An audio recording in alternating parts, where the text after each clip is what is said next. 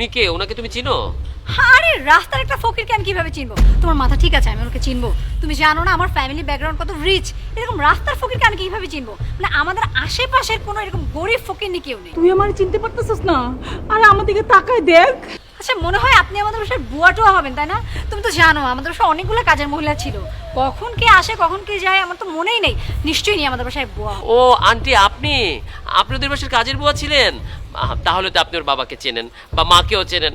আমিও না, কি বলছি, যাদের বাসায় আপনি কাজের বুয়া তাদেরকে তো চেনা কথাই, অচেনার তো কিছু কথা না। আচ্ছা আপনি একটু ওর বাবা মাকে বোঝাবেন। দেখুন না, ও আমাকে ভালোবাসে, আমি ওকে ভালোবাসি। ওর বাবা নাকি আমাদের মেনে নেবে না, তাই আমি ওকে নিয়ে চলে এসেছি। কখনো ওদের বাসায় যাওয়া হয়নি, কারণ আমি ওকে খুব ভালোবাসি। ভার্সিটিতে একসাথে পড়তাম। এখন নিশ্চয়ই ওর বাবার মন গলেছে, মায়ের মন গলেছে। আচ্ছা বলুন না, দেখুন না আমি কি দেখতে খারাপ? তাছাড়া ওর বাবা অনেক রিচ, আমারও তো টাকা পয়সা আছে, এমন নয় যে আমি গরিব। তাই বলি কি আমাদের মেনে নেবে না? আপনি একটু ওর বাবাকে একটু প্লিজ বুঝিয়ে বলবেন। আরে তুমি কাকে কি বলছো? একটা কাজের বুয়ার কথা কি আমার বাবা মা শুনবে নাকি? ওকে যেতে দাও। আই আপনি জানতো এখান থেকে? রূপা, তুই কি কইতাছিস? আমি আমি তোর বাসার কাজের বুয়া? আর বাবা, তুমি কার কাছে কি কইতাছো? আরে ওর মা আমি ওর মা, রূপার মা আমি। ও যা বলছে তোমার কাছে সব মিথ্যা বলছে, একটাও সত্যি না বাবা। আই আপনি চুপ থাকেন তো, একদম মুখ বন্ধ করেন। এই তোমার কি কোনোভাবে ওনাকে আমার মা লাগে? তুমি দেখেছো ওনার সাথে না আমার চেহারার মিল আছে না গেটআপের মিল আছে? কি বলছো? উনি পাগলের মতো একটা কথা বলেই যাচ্ছে আর তুমি ওনার কথা বিশ্বাস করছো? না না, তাই তো, ওর বাবা তো কোটি কোটি টাকার মালিক, ওর মাও কোটি টাকার মালিক। আপনি কেন ছেলে শাড়ি পরে ভিক্ষা করছেন? না না না, এটা বিশ্বাসযোগ্য না। না বাবা, রূপা যা বলছে সব মিথ্যা বাবা। আমি এরকমই আমি গরিব মানুষ। আমি মানুষের বাসায় কাজ করি, এখন আর বয়স হয়ে গেছে তো মানুষ আমার কাজে নেয় না। আমি সেই ছোটবেলা থেকে হাতে মানুষের বাসায় কাজ করে ওরা নিয়ে এত বড় করছি। আর এখন যখন আমার কাজ নাই, আমি কিভাবে পেট চালাম? তাই তো আমি রাস্তায় রাস্তায় ভিক্ষা করি।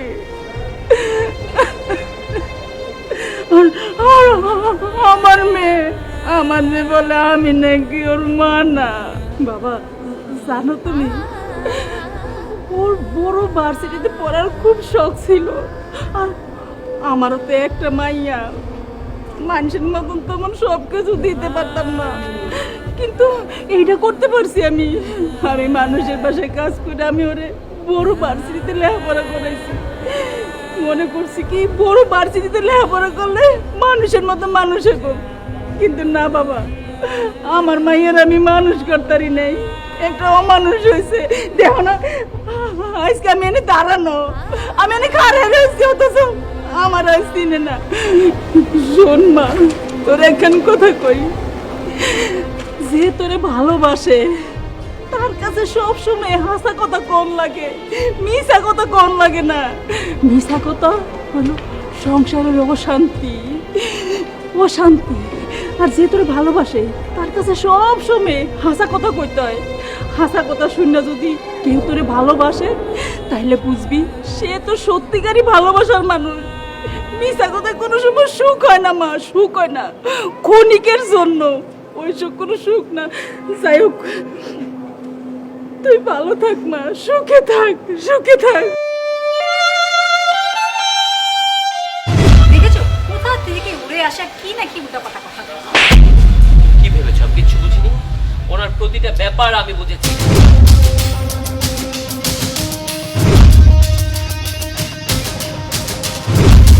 মা মা মা মা মা প্লিজ আমার কথাটা একটু শুনুন। বাজান, তুমি আমার মা কেন ডাকতেছো? আপনি তো আমার মা, মায়ের মতোই। আপনি যদি ওর মা হয়ে থাকেন তাহলে আপনি আমার মা না? না, আমি ওর মা কেমনে? ও তো আমার চিনেই না, আমার তো অস্বীকার করছে, তাহলে আমি আর ওর মা কেমনে হইলাম কো? মা আপনি ওকে মাফ করে দেন। ও যেটা করেছে সেটা ভুল, সেটা অন্যায়। যদি আইনে কোনো সাজা থাকতো যে নিজের মাকে অস্বীকার করলে সাজা দেওয়া যেত, তাহলে সে সর্বোচ্চ সাজার অধিকারী হতো।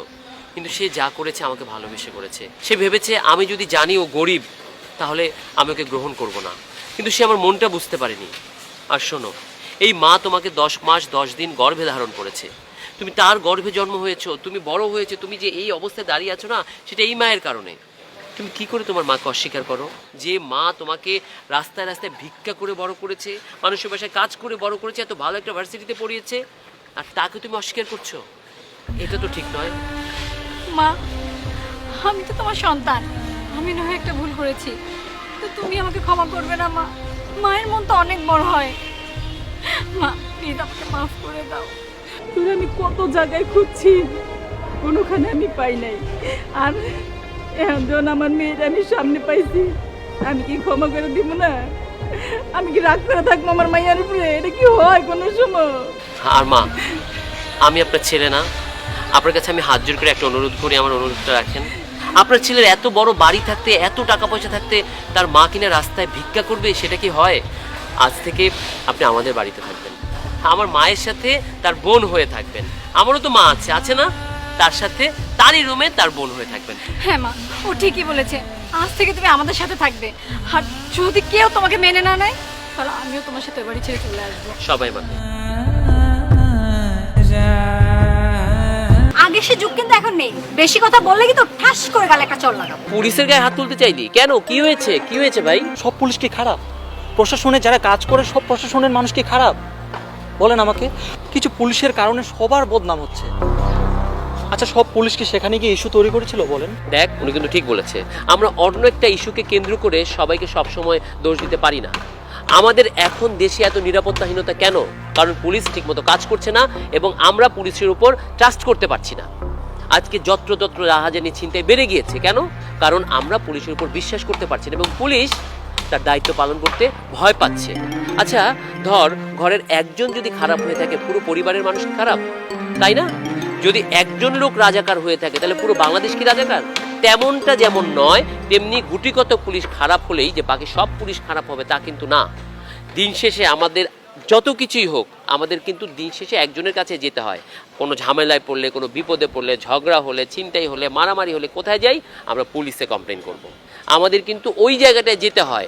এখন কিন্তু ওই জায়গাটায় যাওয়ারও জো নেই। হ্যাঁ সৈকত ভাইয়া, তুমি ঠিকই বলেছো। আমারই একটা ফ্রেন্ড আছে, ও পুলিশ। তুমি জানো কিছুদিন আগে আমার মোবাইল চুরি হয়ে গেছিল, তখন ও নিজে থেকে মাত্র 2 মাসের মধ্যে আমার মোবাইলটা উদ্ধার করে দিয়েছিল। মনে আছে মা? আমি সেটাই বলি, আমাদের যেটা করতে হবে সেটা হচ্ছে সত্যকে সত্য বলতে হবে, মিথ্যেকে মিথ্যে বলতে হবে।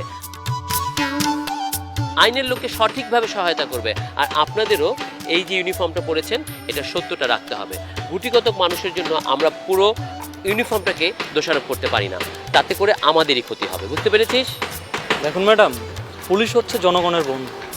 আমরা সব সময় জনগণের পাশে থেকে জনগণের সেবা করে যেতে চাই। যদি আপনারা আমাদেরকে সাপোর্ট করেন আর আপনারা যদি আমাদেরকে সাপোর্ট না করেন, আমরা কিন্তু এই দেশের জন্য, দেশের মানুষের জন্য কোনো কিছুই করতে পারবো না। তাই সর্বশেষে একটা কথাই বলবো, তাই সবশেষে আপনাদেরকে একটা কথাই বলে যাচ্ছি, আপনারা জনগণ যদি আমাদেরকে সাপোর্ট করেন, আমরা প্রশাসনের মানুষ সবসময় আপনাদের সেবায় নিয়োজিত থাকবো। ঠিক আছে, এখন দয়া করে রাস্তা ঘুরে যাও, ওই যে সামনে দেখা যাচ্ছে অটো আছে, অটো নিয়ে চলে যাও প্রয়োজনে। ঠিক আছে বাবা, তোমাকে অনেক ধন্যবাদ। ঠিক আছে, আমরা ওদিক থেকেই যাচ্ছি, চলো। ওদের হয়ে আমি সরি বলছি। আসলে আমাদের সময়টা চেঞ্জ হয়ে গেছে, তো কোনটা যে ভুল কোনটা শুদ্ধ এটা মানুষ বুঝতে পেরেছে। আমি সরি। আরে কোনো ব্যাপার না, ঠিকই বলছি, এটা আস্তে আস্তে ঠিক হয়ে যাবে।